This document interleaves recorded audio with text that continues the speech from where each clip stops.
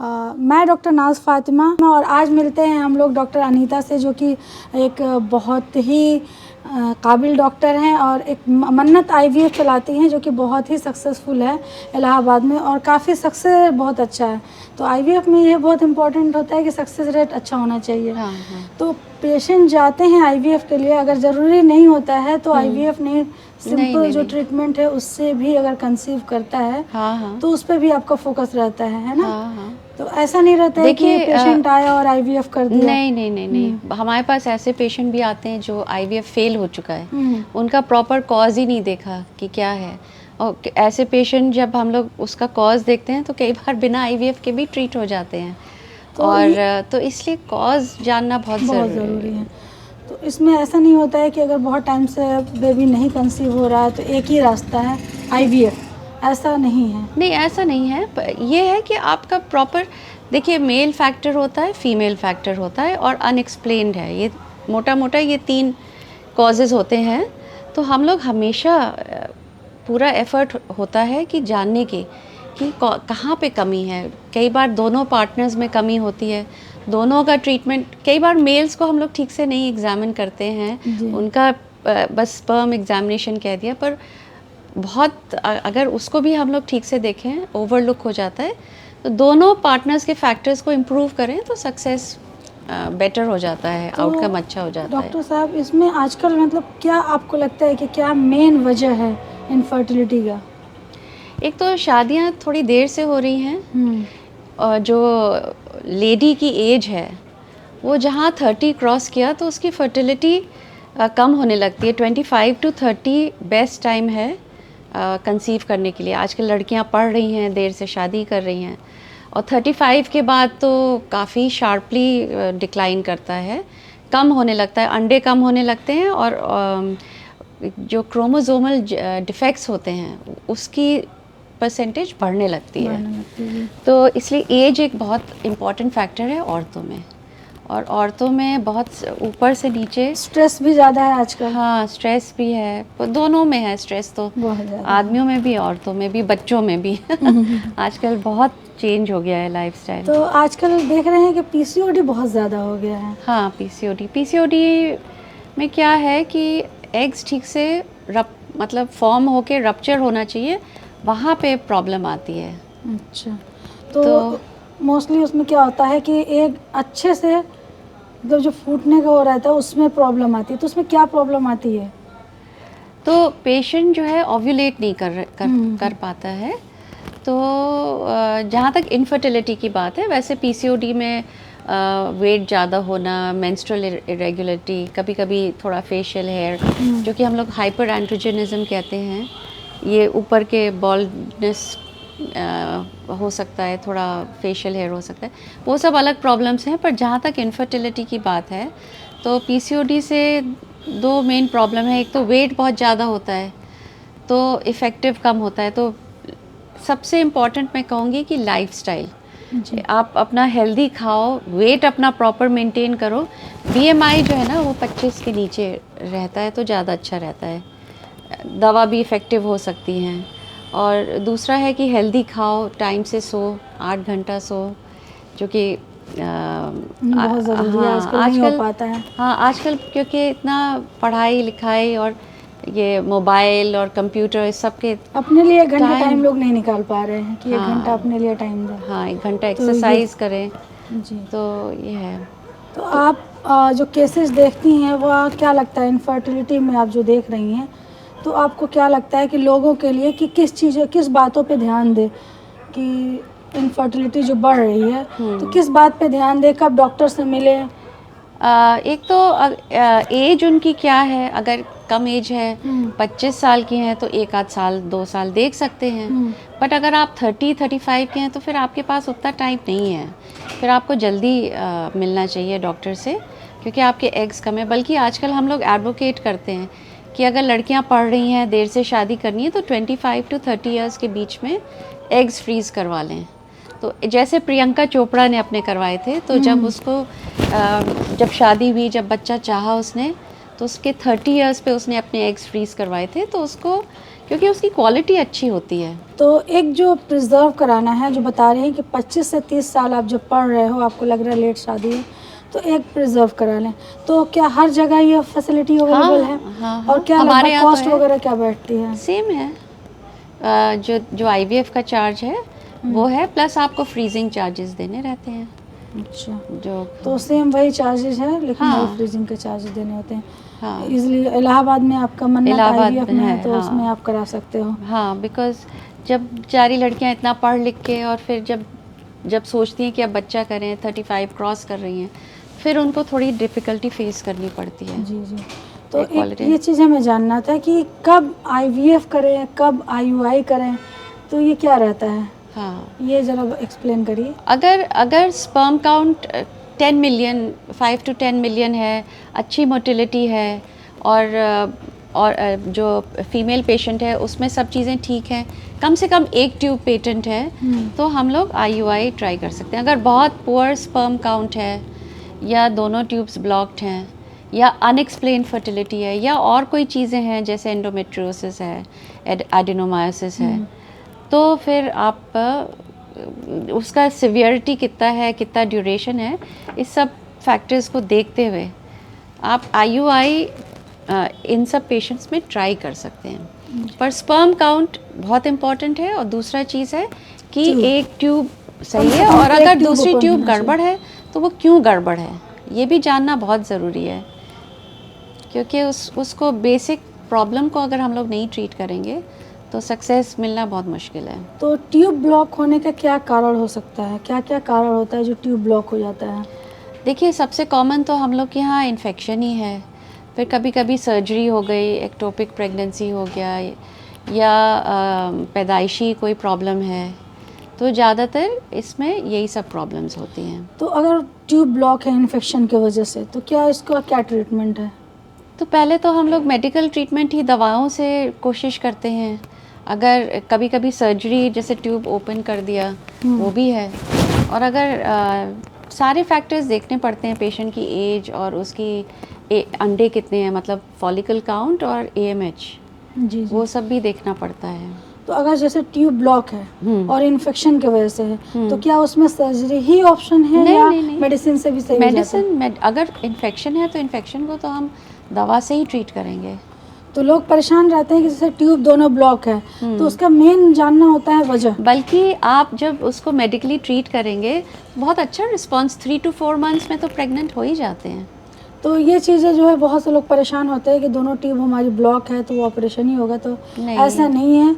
उसमें इन्फेक्शन है तो उसका ट्रीटमेंट भी, और साथ में कुछ एक्सरसाइज और हाँ, हेल्दी लाइफस्टाइल वो तो ज़रूरी, हेल्दी है। खाना खाएं, एक्सरसाइज करें, सब है। इन्फेक्शन का तो बहुत अच्छा रिस्पांस आता है,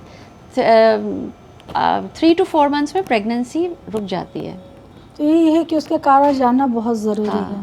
ठीक है, तो पर अगर इस सब के बाद नहीं आया रिस्पांस, तो फिर हम लोग को आगे सोचना होता है, तब फिर IVF काम बहुत ज़्यादा आता है। टाइम वेस्ट नहीं करना चाहिए। हाँ, अगर टाइम आपका 30 क्रॉस है तो आपको बहुत ज़्यादा टाइम, और अगर आपका बहुत साल से इनफर्टिलिटी है, 2 साल हो गए, 3 साल हो गए, तो आपके चांसेस कम होते जाते हैं जी। जितना लंबा आप वेट करेंगे।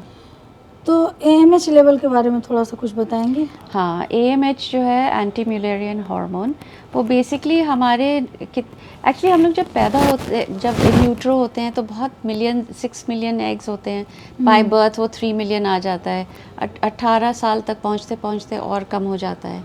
तो फीमेल्स में एग्स लिमिटेड हैं, मेल्स का तो स्पर्म बनता रहता है, जी। हर कंटिन्यूसली बनता रहता है, बट फीमेल्स का कंटिन्यूसली कम होता जाता है।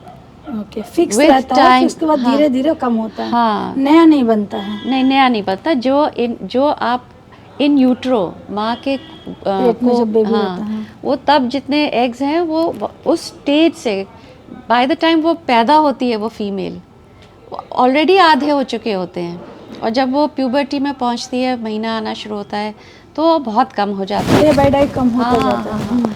और इसीलिए 30-35 के बाद तो बहुत शार्प ड्रॉप है, बहुत कम रह जाते हैं, और जब वो ख़त्म हो जाते हैं तो महीना आना बंद हो जाता है। जी, क्योंकि आजकल क्या है ना कि बहुत ज़्यादा यह देखने को मिल रहा है कि AMH लेवल लो है। हाँ, यंग पेशेंट्स में AMH लो आ रहा है, तो इसका यही कहेंगे कि लाइफस्टाइल हेल्दी नहीं है, खान पान ठीक नहीं है, हो सकता है कोई बीमारी वारी हो गई उसमें डिस्ट्रॉय हो गए हो, क्योंकि टाइमली ट्रीट नहीं होता है तो एग्स भी कम हो जाते हैं, महीना भी गड़बड़ आने लगता है, कम हो जाता है और फिर बंद भी हो जाता है। जी, आजकल तो बहुत टाइम से पहले भी बहुत से लोगों के बंद हो जा और रहे हैं। हाँ, इसीलिए जब कम हो जाते हैं तो कम एज पे महीना आना भी बंद हो जाता है। 40 प्लस 50 पे बंद होना चाहिए के आसपास, 2-4 साल आगे पीछे तो पता चला लेट 30s या अर्ली 40s में ही बंद हो जा रहा है। अच्छा, इसमें एंड्रोमेट्रियोसिस का क्या रोल होता है उसमें? हाँ, Infertility में? एंड्रोमेट्रियोसिस में छोटे छोटे वो जो टिश्यू है वो बच्चेदानी के बाहर भी उसके जो हर महीने शेड होता है एंडोमेट्रियम, उसके छोटे छोटे टिश्यू जो है यूट्रस के आसपास, ओवरीज में, ट्यूब्स में, यूट्रस के पीछे पाउच में, वहाँ पे ये इकट्ठा होने लगता है और वहाँ पे हर महीने जब पीरियड आता है तो वो वहाँ भी शेडिंग होती है, तो बहुत पेनफुल होता है और धीरे धीरे सब डिस्टॉर्ट हो जाता है, ओवरीज, ट्यूब्स, यूट्रस चिपक जाती है, तो प्रॉपर वो जो एग रिलीज़ होता है ट्यूब में जाता है वो सब नहीं हो पाता है। तो इसके लिए कुछ कर सकते हैं? हाँ, इसके लिए पहले तो डायग्नोसिस हो और स्टेज 1 स्टेज 2 में एनाटमी काफ़ी नॉर्मल रहती है। अगर एनाटमी गड़बड़ है तो फिर सर्जरी से फिर एनाटमी ठीक करना पड़ता है, वो सब जो चिपक गया है, वो सब जो ब्लीडिंग हो रही है वो सब फ्री करना पड़ता है और फिर जल्दी IUI ट्राई किया जा सकता है। अगर नहीं हुआ तो फिर IVF के लिए आगे तो जाना अगर पड़ता है। पेनफुल हो रहा है, आपका महीना जो आ रहा है बहुत दर्द कर रहा है, तो एक बार प्रॉपर चेकअप करा ले, है ना? हाँ। क्योंकि कहीं ऐसा तो नहीं है कि एंड्रोमेट्रियोसिस है या कुछ इस तरीके से पर है। एंडोमेट्रियोसिस अगर बहुत बड़ा नहीं है, मतलब स्टेज 1 स्टेज 2 है, तो आप IUI भी ट्राई कर सकते हैं। अगर नहीं हो रहा है तो फिर लास्ट रिजॉर्ट IVF है। पर जितनी जल्दी आप डॉक्टर के पास जाएं तो प्रॉपर बेहतर आपका रहेगा। पता चलता है, उसमें अल्ट्रासाउंड से भी पता चल जाता है, नहीं तो लैप्रोस्कोपी से भी पता चल जाता है कहाँ है, कितना एक्सटेंट है। तो स्टेज 3 स्टेज 4 डिफ़िकल्ट होता है, उसमें आपको सर्जरी IVF करवाना पड़ सकता है। जी। पर अगर अर्ली है और 4 सेंटीमीटर से छोटा जो चॉकलेट सिस्ट होता है, ओवरी में जो सिस्ट होता है, वो अगर 4 सेंटीमीटर से कम है तो यूजुअली सिंपल मेथड से नेचुरल कंसेप्शन या IUI सबसे भी हो जाता है। जी। अच्छा, एक इसमें फाइब्रॉइड का भी बहुत रोल है। फाइब्रॉइड का सिचुएशन कहाँ है? जी। एक तो साइज़ है और सिचुएशन। हाँ जी, क्या है कि आजकल जैसे जरा भी होता है ना कि फाइब्रॉइड एक है, लोगों का यही क्वेश्चन होता है कि क्या कंसीव करेंगे कि नहीं करेंगे। वो एंडोमेट्रियल कैविटी से उसका क्या रिलेशन है?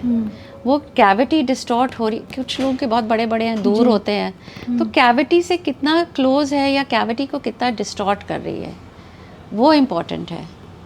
तो अगर बाहर की तरफ है, अगर बाहर की तरफ से तो कोई प्रॉब्लम नहीं इतना है। प्रॉब्लम नहीं होता है। नहीं। जब प्रॉब्लम तब होता है जब अंदर की तरफ जब हाँ, जो लाइनिंग है एंडोमेट्रियम की, है। जो हमें अल्ट्रासाउंड में दिखता है, तो अगर कई बार वो अंदर होता है कैविटी में तो उसको तो 100% निकालना है, क्योंकि अगर वो छोटा भी है पर वो प्रेगनेंसी नहीं रुकने देगा। और अगर कैविटी के आसपास है या कैविटी को ऐसे पुश कर रहा है या दबा रहा है। हाँ, तो फिर उसको तो निकालना पड़ता है। जी। तो ऐसा नहीं है कि हाँ अगर फाइब्रॉइड है तो कंसीव नहीं होगा, नहीं डिपेंड करता है कि हाँ। कहाँ है, उस पर डिपेंड करता और है। जो फाइब्रॉइड डिस्टॉर्ट कर रहे हैं उनको रिमूव करते ही प्रेगनेंसी बहुत आसानी से रुक जाती है। जी, अगर फाइब्रॉइड की वजह से नहीं हो रहा है हाँ। तो फाइब्रॉइड रिमूव या करो तो हो फाइब्रॉइड जाता बहुत लार्ज है तो फिर पूरा यूट्रस ही डिस्टॉर्ट हो रहा है, है। जी जी जी। तो वो भी प्रॉब्लम करता है। तो आपको अभी तक ये जो मेन कारण क्या दिखता है, इनफर्टिलिटी का जो मेन वजह है वो आपको क्या दिखता है और टाइमली क्या करना चाहिए? तो सबसे कॉमन दोनों ही हैं, फीमेल फैक्टर भी है और मेल फैक्टर में क्या कारण है?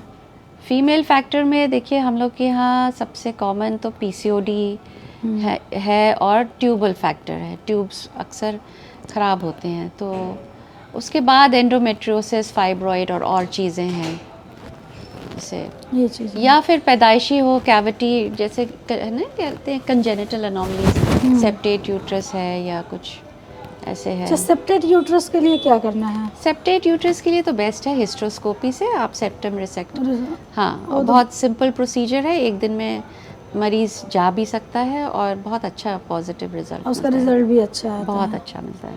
ठीक है। और मेल फैक्टर में बता दीजिए। मेल फैक्टर क्या है कि आदमियों पे स्ट्रेस बहुत है, और क्या है कि काउंट कम होते जा रहे हैं। जैसे हम लोग 30 साल पहले देखते थे 100-120 मिलियन बहुत कॉमन था, अब 20 मिलियन भी बहुत रेयर है कि किसी का ना 20, 30, 40। तो इसका स्पर्म काउंट कम होने का क्या मेन कारण हो सकता है? ये कम हो गया है या मोर्टेलिटी कम हो गई है, तो इसके क्या मेन का वजह निकल के आ रहा है? स्ट्रेस, हेल्थ, अनहेल्दी और फैक्टर्स जैसे अल्कोहल है, सिगरेट स्मोकिंग है, और लैक ऑफ एक्सरसाइज है, हम लोग का खान पीन जैसे फास्ट फूड वगैरह है, ये सारे, कई लोग तो स्मोकिंग छोड़ देते हैं तो उसी से प्रेगनेंसी रुक जाती है, तो सारे फैक्टर्स कंट्रीब्यूट कर रहे हैं और ओवरऑल मेल फर्टिलिटी डिक्लाइन कर रही है। हाँ, क्योंकि पहले इतना ज़्यादा वो नहीं रहता था नहीं। मेल में, लेकिन अब हम भी देखते हैं कि मेल का फैक्टर काफ़ी बढ़ रहा है। हाँ। स्पर्म का काउंट कम हो जा रहा है, हाँ। मोर्टेलिटी कम हो जा रही है, तो काउंट कम है, इसके लिए अपने लाइफ स्टाइल मॉडिफिकेशन करें। खाना पीना बहुत इम्पोर्टेंट, जो हम लोग, जो पहले हम लोग का खाना था, जो घर में बनता था, फ्रेश फूड बनता था, सब्जी फल जो मौसम के होते थे वो खाया जाता था, वही हेल्दी लाइफस्टाइल है। देखिए कि जो मतलब प्लस गाँव वगैरह एक्सरसाइज में रहती हैं औरतें, हाँ। उनकी फर्टिलिटी ज़्यादा है, बेटर है। हाँ। और जो शहर में रह रहे हैं उनकी फर्टिलिटी कम है।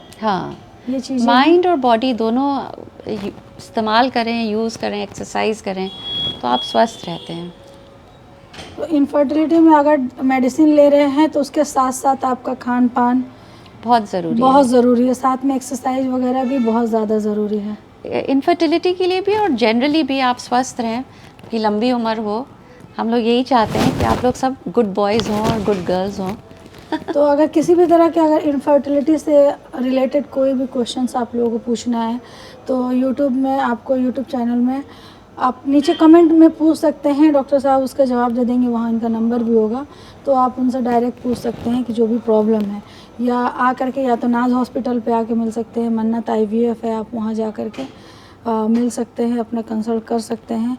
और क्या टाइमिंग क्या है डॉक्टर साहब? सुबह 10 to 2 है, और वैसे हम 24 घंटे अवेलेबल हैं। और जैसे आप आएंगे तो डॉक्टर नाज और मेरा बिल्कुल हम हर केस डिस्कस करते रहते हैं, और फॉलो अप फिर डॉक्टर नाज के साथ ही होता रहेगा। कोई वो नहीं, आप लोगों को जब भी किसी तरह का भी कोई क्वेश्चन है तो आप कमेंट में पूछ सकते हैं, या इंस्टाग्राम है, या यूट्यूब है, फेसबुक है, आप कहीं भी क्वेश्चन पूछ सकते हैं। उसके बारे में जो डिटेल जानना हो उस पर नंबर दिया गया है, उस पर आप बात कर सकते हैं।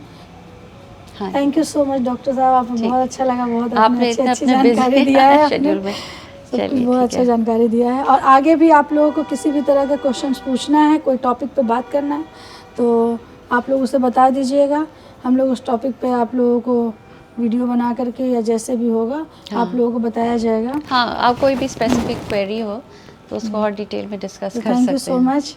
Thank you so much. Thank you.